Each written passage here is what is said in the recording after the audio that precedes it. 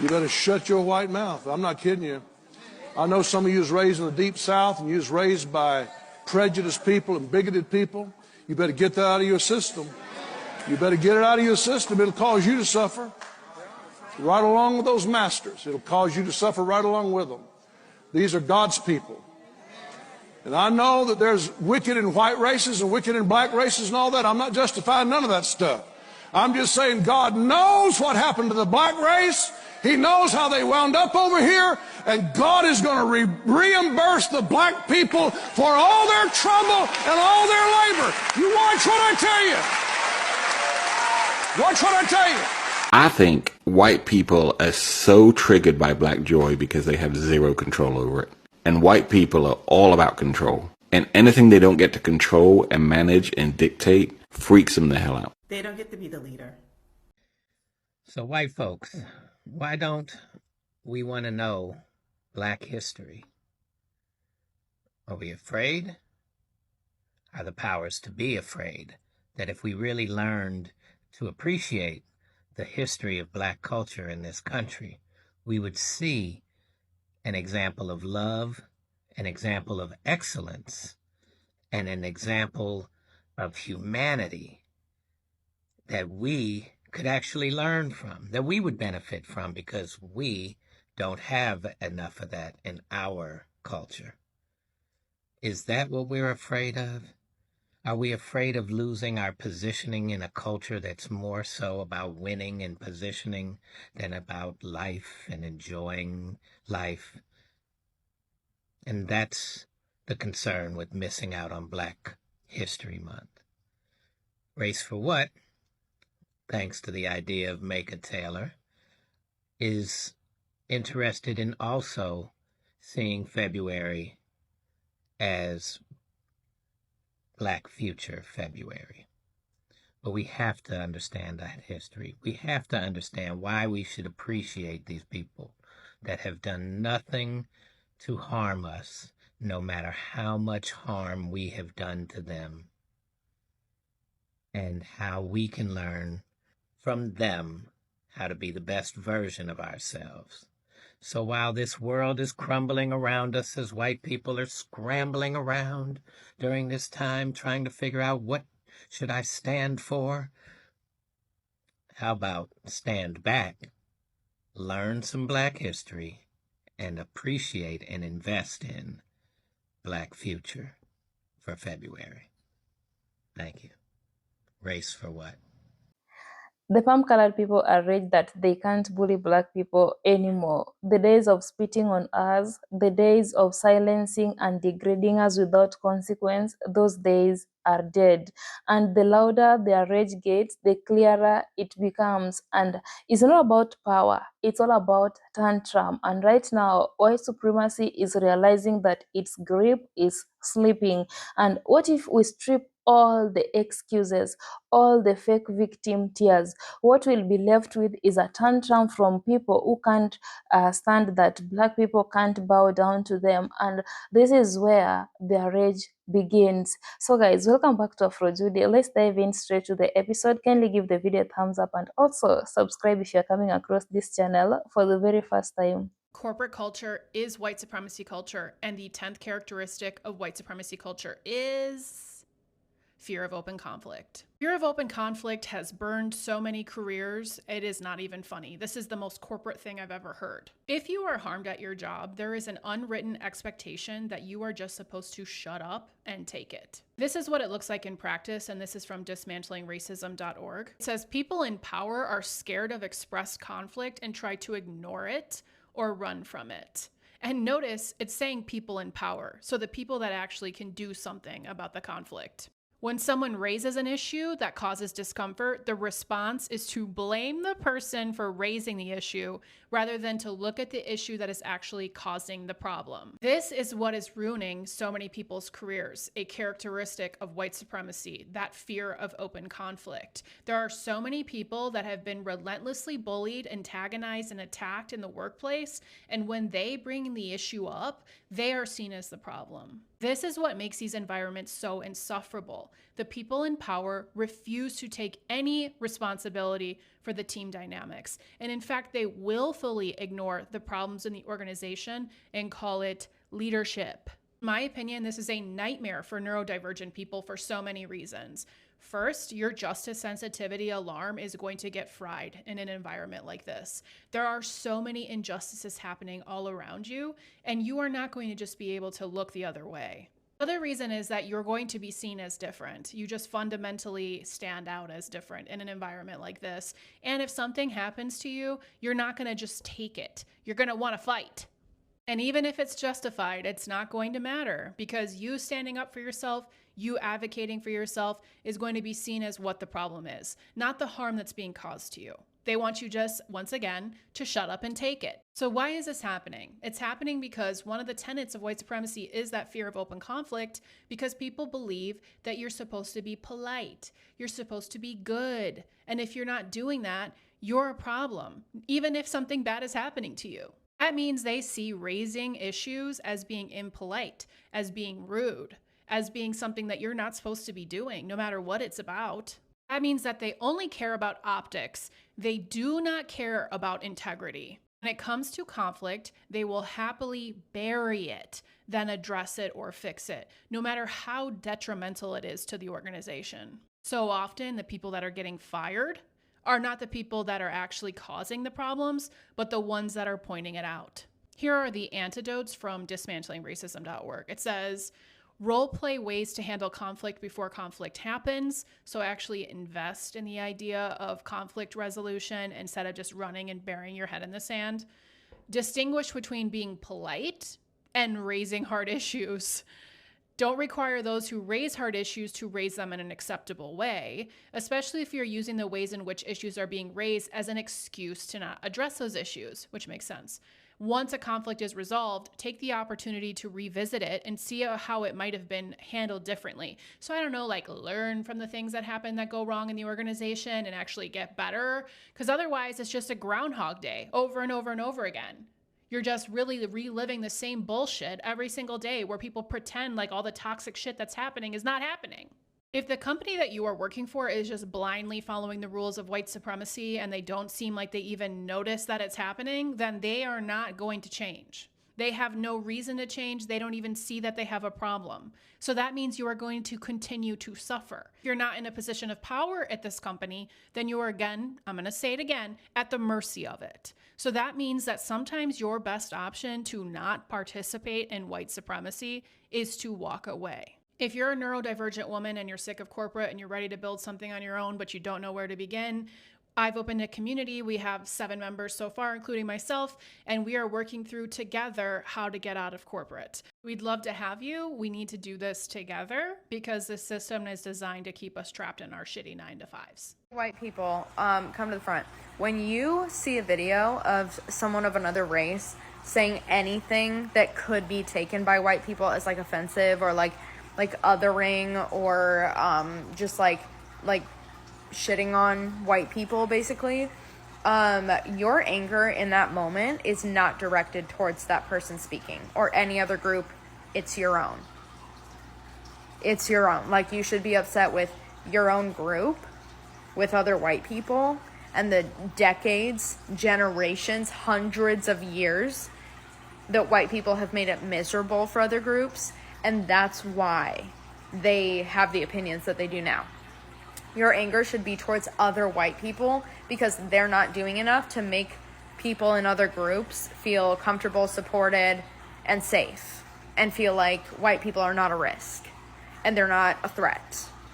So yeah, I don't know. I see a lot of time like videos pop up on my For You page of people of any other race. Specifically, I'll say it's black people for my For You page, like particularly. And every time I go in the comments, it's a video of somebody talking about how like they can't really count on white people, or they don't even like directly say it, but it's kind of like insinuated, you know, that not enough white people are doing enough and that kind of thing. And then you go in the comments and you see all these white people that are playing victim and saying things like, well, but I'm an ally, and like, why are you singling us out because like I do as much as I can, and like I do everything that I can to fight for you guys. Yeah, clearly not enough if you're in the comments saying that. You need to learn more, because you need to understand why you feel that way and why you commenting angrily on that thread in those comments on that video, you need to understand why that's not helpful and why it actually shows that you're not a safe person. You're not one of the safe white people. Like, you're not one of the ones that is safe to be around for them. Like, you have to understand that. And your anger should be directed towards other white people, because they have created an environment and a space and a society where other people that are not white have to feel that way about white people. Like, that's what it is. It's not because of anything other than that. Okay? Of course, there are extremes on both sides. That's not what I'm talking about. I'm talking about, like, baseline. You need to understand that your anger is misdirected. It's misguided. If you are directing your anger towards the poster or anybody of any other race that is saying these things, or feeling a certain type of way about white people, you need to understand that that's not their fault. It's white people's fault for creating an environment in which they have to feel that way, which they do not have a choice, might I add. Okay, I hope that made sense. I just remember when I was first unlearning everything from my small little hick town, okay, country, like cornfields everywhere, hardly anyone living there, and all Christians, okay. When I was unlearning everything, that was a big one for me. And it took me embarrassingly long to unravel all of that in my head. So I'm sure that other white people are dealing with that too, and I see it in the comments on these videos. So that's who this video is for. But yeah, just, you need to learn more about why they feel that way, and realize that whenever you get angry, or you're like, well, I'm a good ally, so like, I don't want to be singled out, and why do you always have to talk about white people and like shit on us all the time, blah, blah, blah, blah. They have valid reason. More than valid reason. They have proof and evidence and generational traumas and horrific history to back up their feelings towards white people. Okay? The best thing you can do is educate other white people that are not educated yet, so that the world is less scary for them. And then we're all able to live happily ever after. Okay? One day. Hopefully. So yeah. Just wanted to put that out there. All right, white people, let's do better. Let's do better, okay? All right. Love you. Bye. For centuries, the game was fixed. You could spit on us, you could call us names, lock us out of opportunities, and even ban the Black communities. That was like your playground. That was your comfort zone while the world was just looking away. But right now, things have changed. The Black voices are louder, stronger, and even unapologetic. And some of the palm-colored people are shaking because they are so raged that they can't control Black people. And the second that they can't control Black people, that is the second they will start crying about reverse racism. They will start crying about losing their culture. And guys, let's just be realistic. Being held accountable is not an oppression, and equality is not an attack. So whenever Black people talk about equality, some of the palm-colored people will always feel like they're being oppressed, they're being attacked. Like, they really don't want to be equal with the Black people. They just want to act like they are so supreme. And I told you that right now, white supremacy is realizing that its grip is slipping, and majority of the palm-colored people are calling out whatever is happening in their society, and also ways they were taught to control and also bully Black people. And again, when they realize that they can no longer control Black people, they feel so enraged because their power is lost. Their strength is lost, their superiority is lost, and they are realizing that it will reach a point that they might be minority instead of being the majority, instead of being considered as superior race. So guys, let me know what you think in the comment section about this. Do you agree that majority of the palm colored people are currently raged that they can no longer bully black people? And the fact that some of them are even telling their very own community that the anger they have, they should not be directing it towards black people. They should start by directing it towards themselves. And when they start directing it towards black people, that means that they are so raged that they can't manipulate black people. And when you see black success, they feel so raged. And this thing is repeating itself. You know, it began with after slavery, it came Jim Crow. After civil rights, it came mass incarceration. Then, when a black president was elected, it led to the rise of white nationalists. And that is what is happening in the United States right now. You've seen a majority of hate groups walking around in the United States with their flags boldly during the day, and the president of the United States is not taking any concern. It's like he has allowed whatever is happening in the United States to continue happening. And this is not the first time they are waving their flags on the street. This is not the first time they are instilling fear to people with their pupils yelling white power on the street. So when people are silencing them, when the black community are coming out and whooping them in Cincinnati, they are feeling so raged that black people have a lot of power. And if they are not careful, they are going to lose their power to black people. They are going to lose their strength to black people. This is what they have been feeling lately. Then they start complaining that they are being oppressed, they are being manipulated. They start weaponizing their tears with all the negativities they are doing to black people. But perhaps if it's a black person who is doing that, you know whatever will happen to this a black person, you know how that black person will be treated, because there have been several cases in the United States of black people being mistreated, the lynchings, the mass incarceration, the police brutality. And if you go to prison, you know whatever is happening to black people. If you hear the stories of the palm colored people who are trying to deconstruct from whiteness, all these stories are showing that these things, these people are being taught. It's not something they're born with. They're learning it. It's either from their parents, from their friends, from their elders, from their leaders, and they're making sure that it's in them, and they're making sure that they oppress the black people.